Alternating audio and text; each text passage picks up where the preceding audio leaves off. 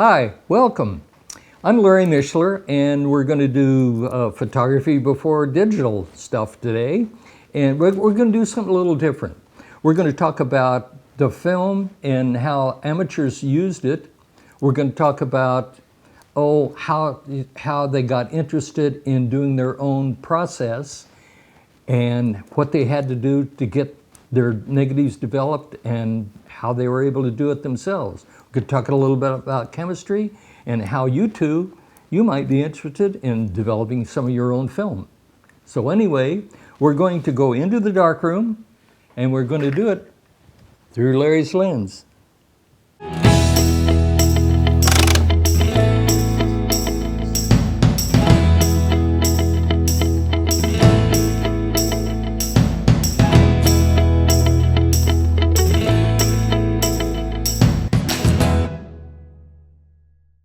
So today,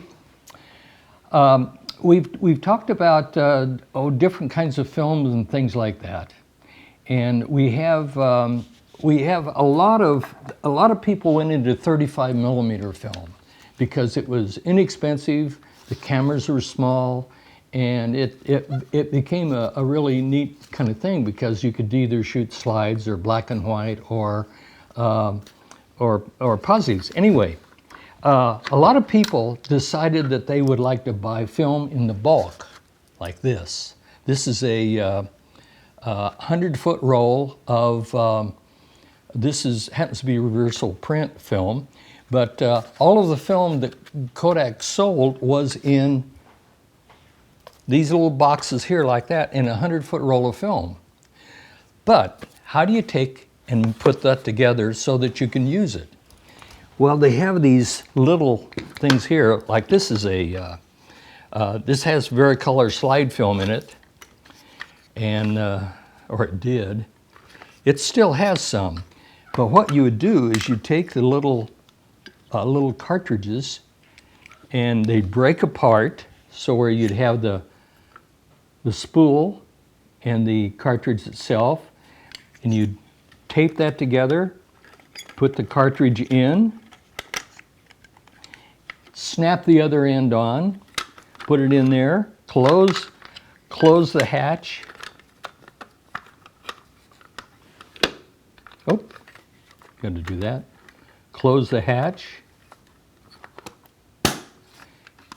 And with a little crank, you do 35 or 36 pictures on your reel.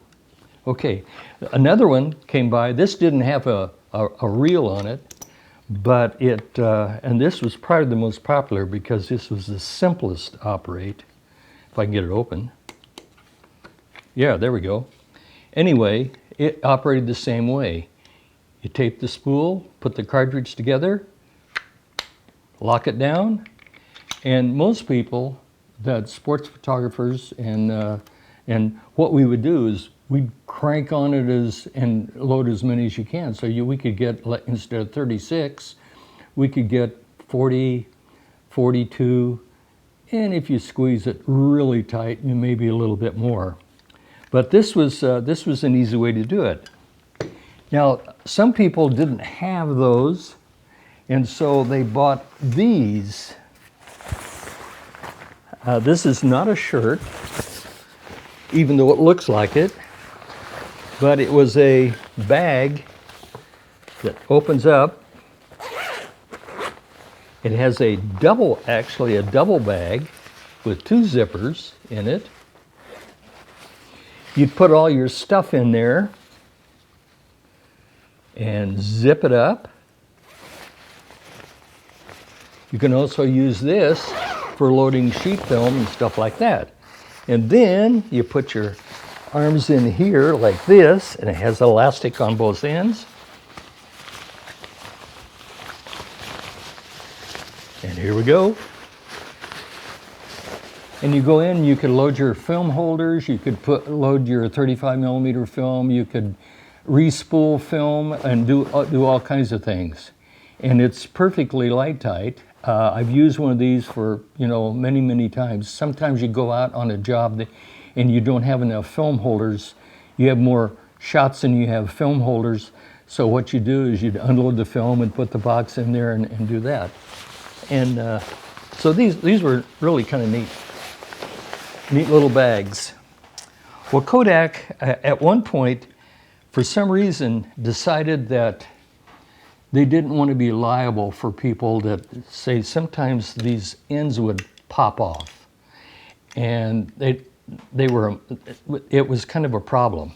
So what they did is they did a staked end, which means it was crimped. So in order to get it open, you had to use a can opener. And you know, you'd think that there was a lot of drinking going on in the darkroom, but actually it was to open these canisters.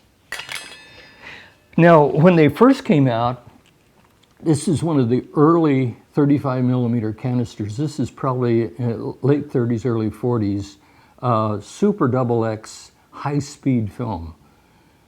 And this had a film speed of about 100. And that's what they called high speed then.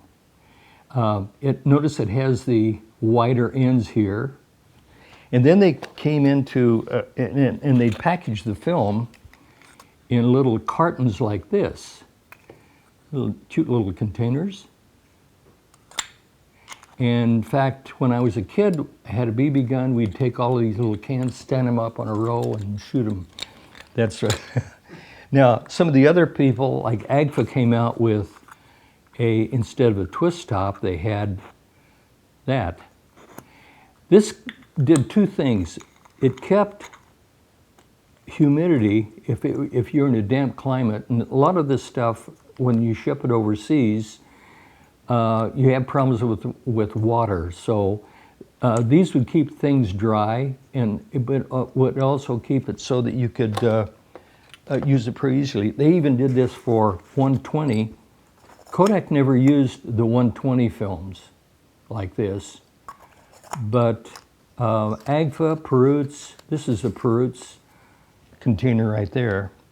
Kodak did another thing, and this was a little later on, and they hermetically sealed the container. So once you open it, you can put it back in. Well, you can, but it defeats the purpose of being humidity resistant.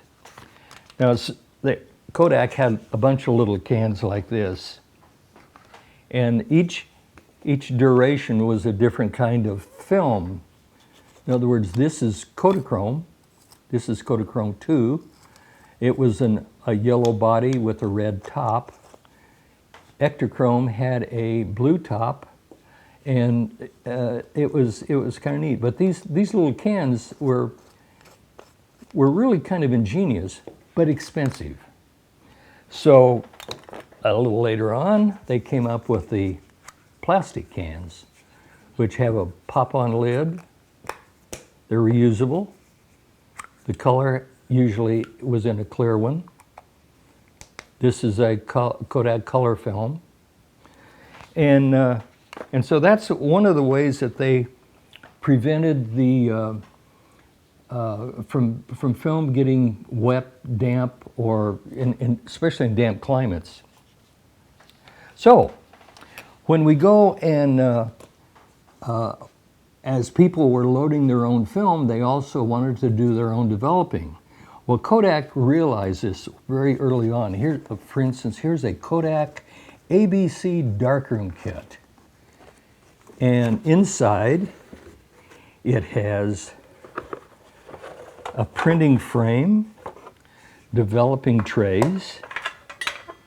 It has 3 developing trays. It has some hangers that clip onto the film. They even gave you a safe light. This is like a Dixie cup, I guess, that was red.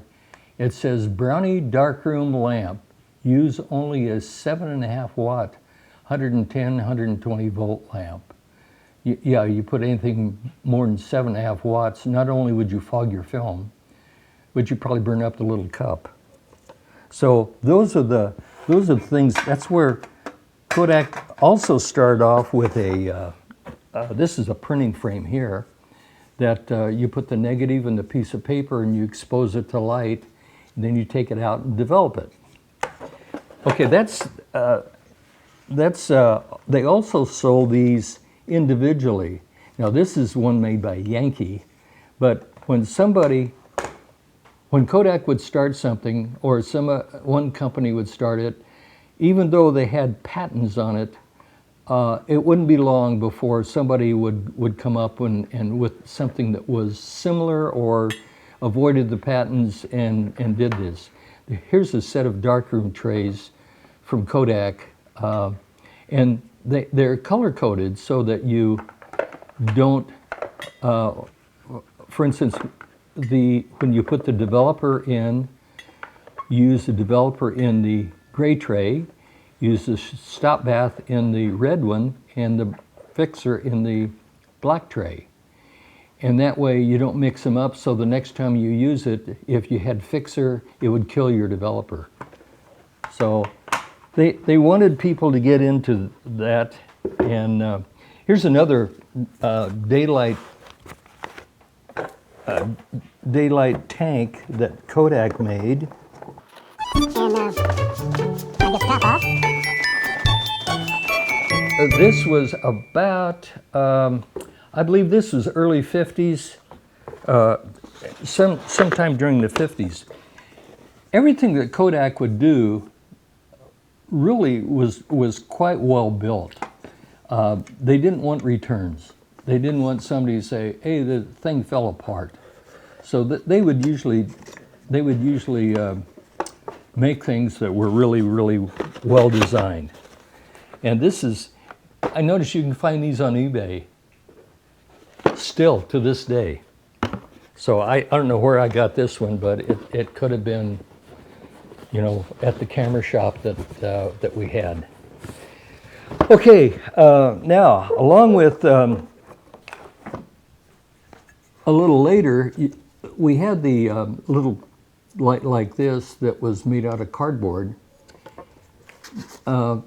Different companies came out with this. I believe this was this is made by made by Kodak.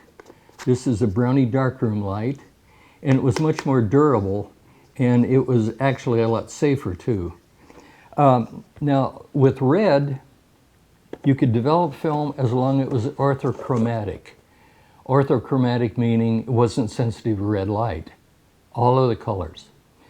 But in the late 30s, early 40s, panchromatic film came into being, and because you go to photograph somebody with, say, lipstick on, and with panchromatic or with orthochromatic film, their lips would look black.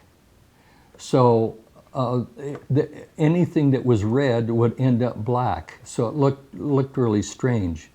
So the development of panchromatic film made portraiture much better, and because portrait photographers, instead of having somebody would come in and say a woman would come in and she'd have her nice red lips on, she'd have to take that off and put a gray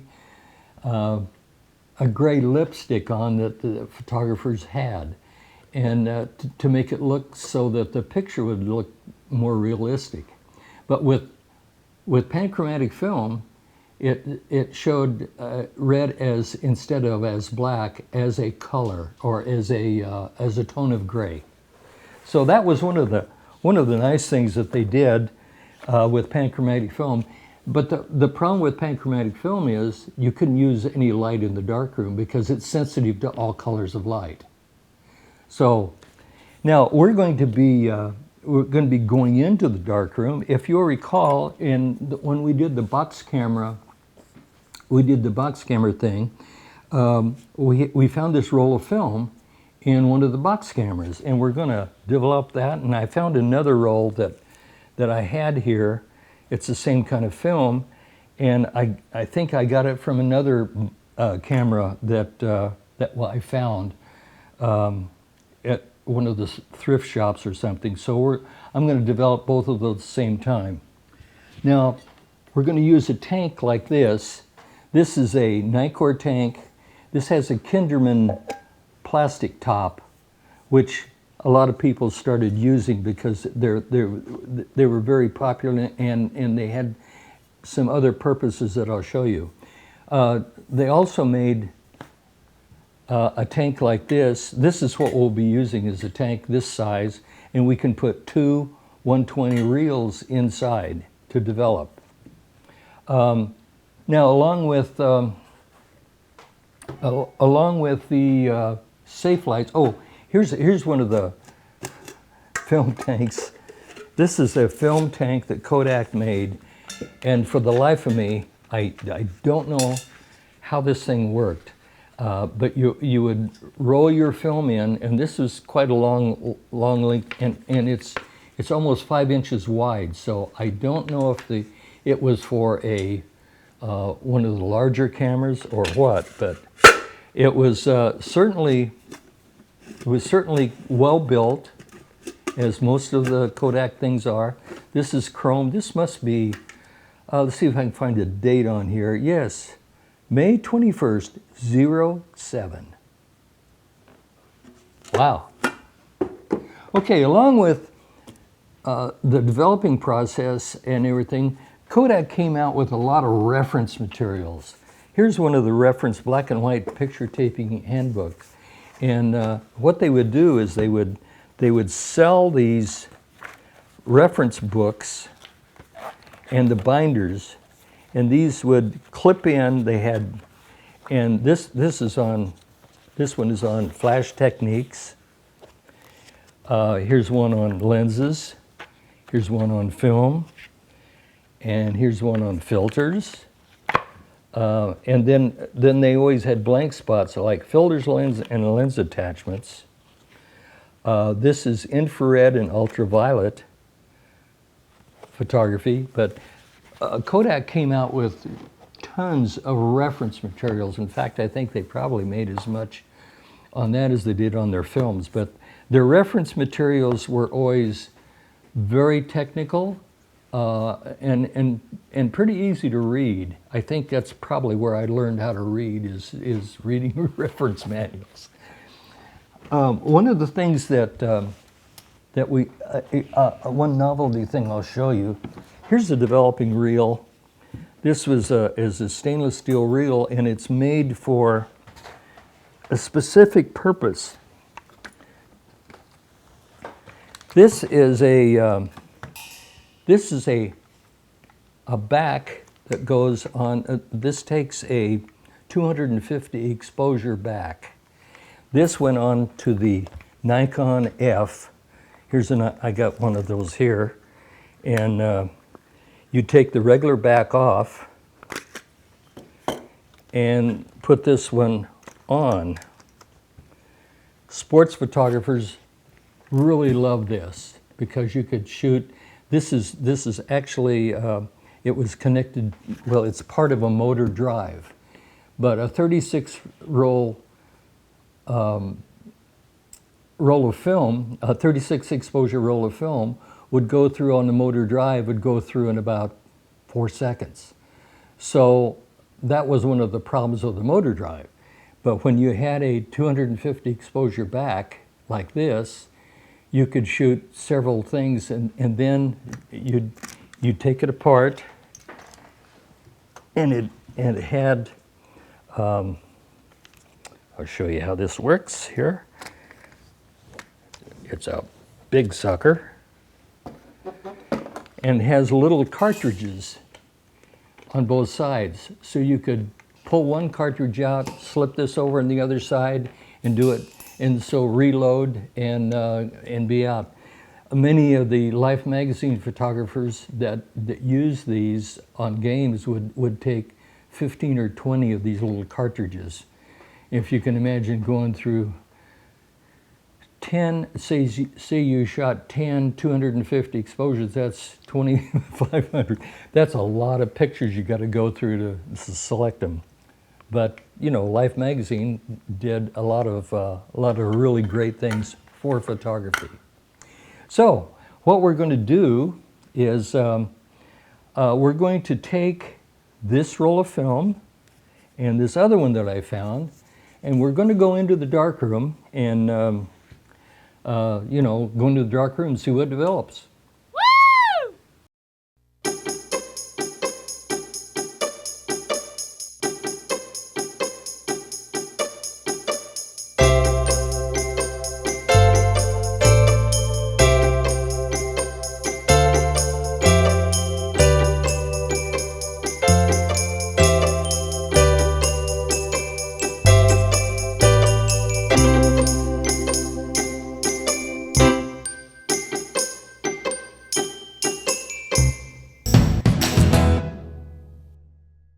Okay, here we are in the dark room, and what we're going to do is develop some film.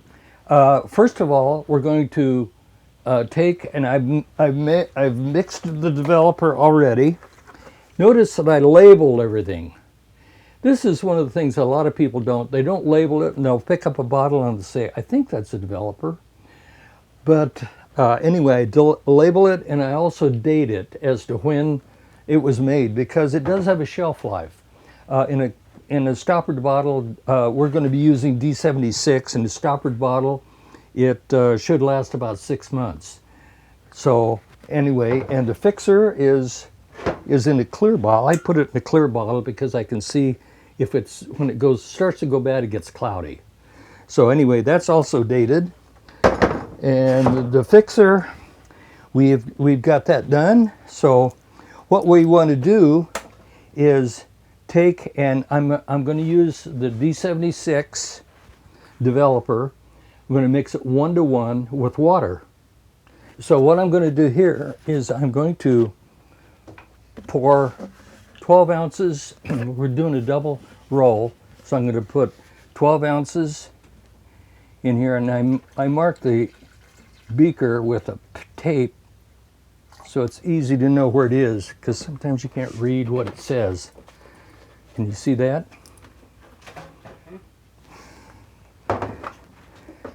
Okay, now that temperature is 73 degrees. I use a little one of these infrared low-tech non-contact laser thermometers, and I find it's easier than sitting there waiting. Okay, then we'll also mix half and half water.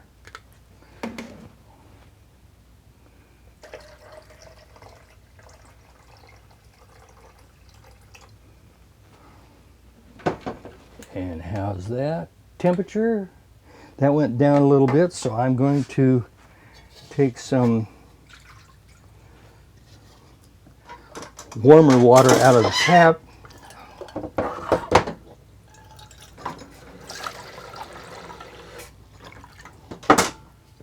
And mix with this.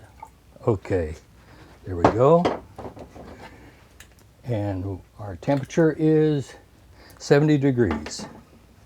So we take this and pour it into the, now I'm going to do half of it right now, but we're going to do something else. Normally, if you're developing film, you won't use this. This is benzotriazole, and we're going to use 8 drops in the developer. And what it does is it's a retarder that keeps the fog low on the film. So old film sometimes has fog because as it sits around, it degrades. So this little stuff here, we put in 8 drops of that, we're in good shape.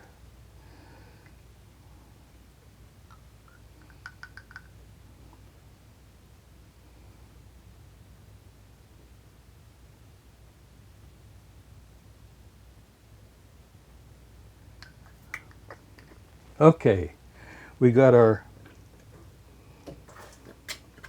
8 drops of that, and I'll pour the rest of it in here. Okay, so we're ready to go.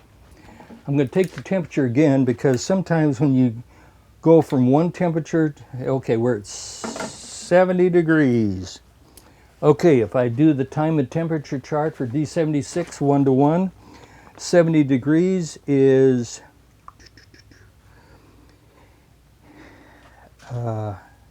7 minutes. So I'm going to set my clock here for 7 minutes and get my top ready to put on the tank. Okay, it's there. We're ready to go, and so what we're going to do is load the film now. Now, film loading on these Narcor reels can be tricky, and I always tell people, when you buy these things, get an old roll of film and practice and practice and practice, because even if I go for a long time, I have a little difficulty with it. So anyway, so what we're going to do is we're going to load these in the dark. So through the magic of digital, we can actually, we're dead dark. I can't see a thing anywhere except the camera can, I believe. So what we're going to do is I've already loaded one roll, and you can see that's on the reel. And I'm going to take this rubber band off here, and I'm going to thread this out. Okay, here it is. There's the film. We take the reel, and I have to feel where that is. We clip it in, and we will roll this film on here. It sounds like it's going good. I can't see a thing.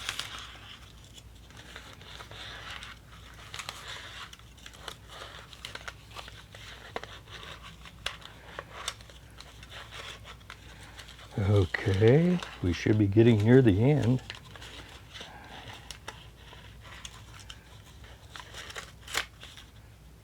Well, normally there's tape on here, but it's probably so old, the film is so old that the tape must be gone. So, okay, put this on here. And we're going to go into the tank.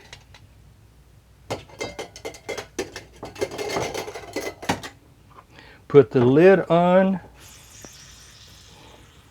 and start it on our Kinderman tank, or our Kinderman agitator, and start the clock.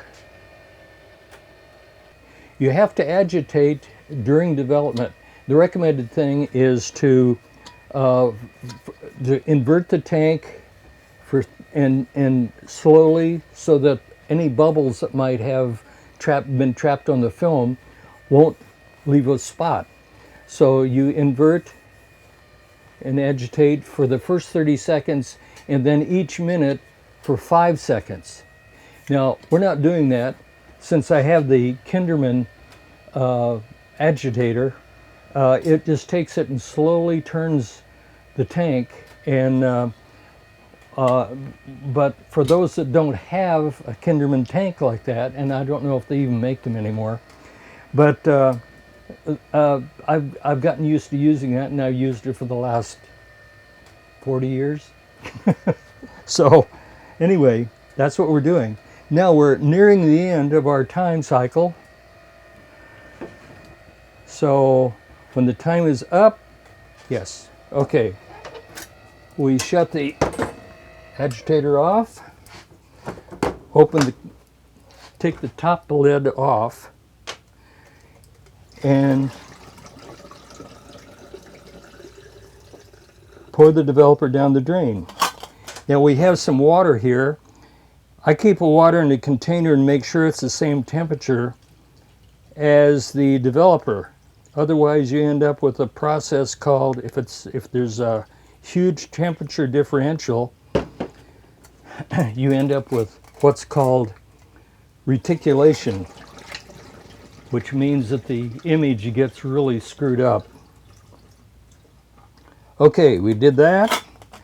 Now we'll put in the fixer. The fixer's in this. So the fixer, what it does is it dissolves all the unexposed silver. So if it's a black image, it will have a clear spot on the negative, and a white spot will have a black image on the negative. So here we go, and we'll go ahead and we'll fix for about 5 minutes, so I have fresh fixer, and then we'll be able to look at and see if we have any results. The fixer actually washes away all the unexposed silver. If you didn't do that and you just looked at the negative, everywhere that was supposed to be clear would have a milky color. And if it isn't fixed enough, that's another problem. Okay, we developed the film in the D76 Film Developer 1:1. After that was over, it took about 7 minutes. We dumped that out because it's a one-shot developer when you use it 1:1. Then we rinsed it with water of the same temperature, and the water will wash away any of the residual developer that's in the tank and on the film. And then we put it into the fixer, and we'll pour the fixer out now. We save the fixer because that can be used many, many times. Okay, and then we'll pour in some water.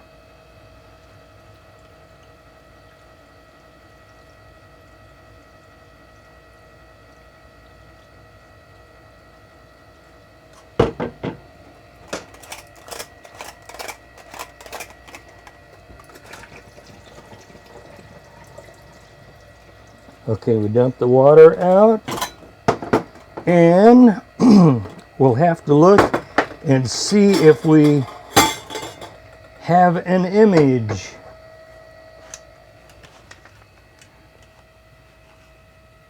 Now this isn't completely washed yet. It looks like there could be some kind of an image there. It's hard to see right now. I don't think we got as great an image as we thought we would. Let me see what the other reel looks like.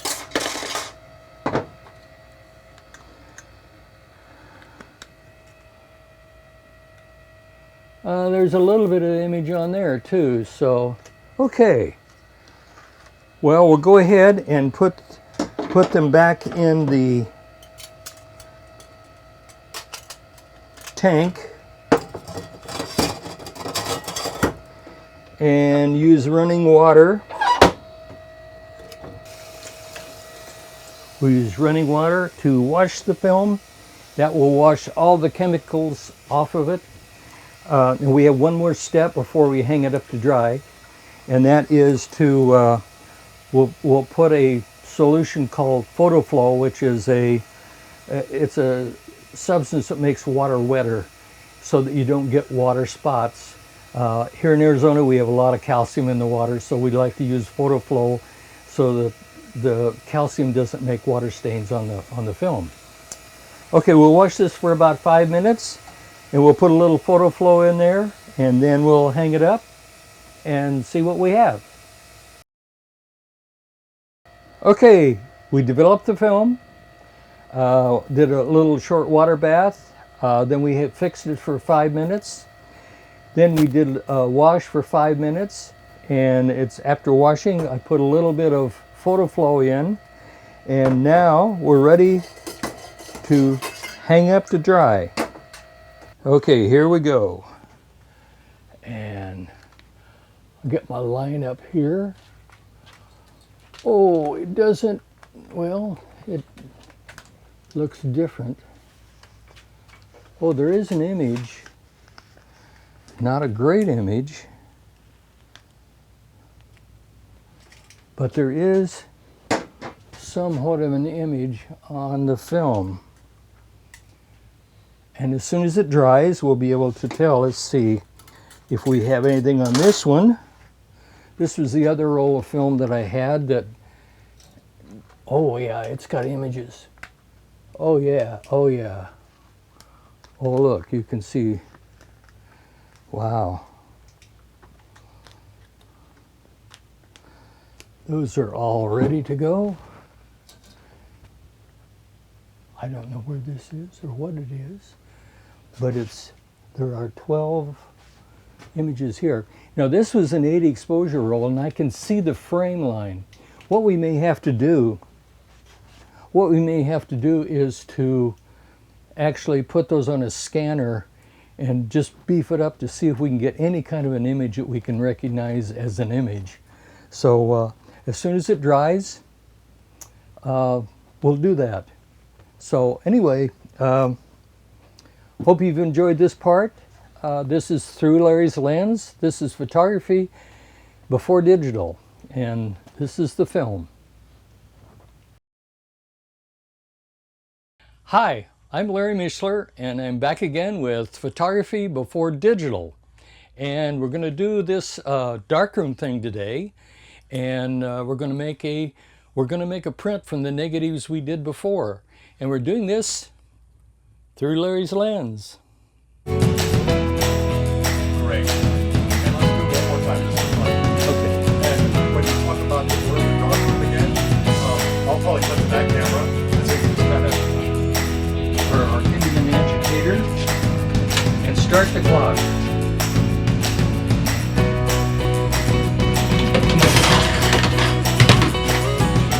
That's Oh, well. okay.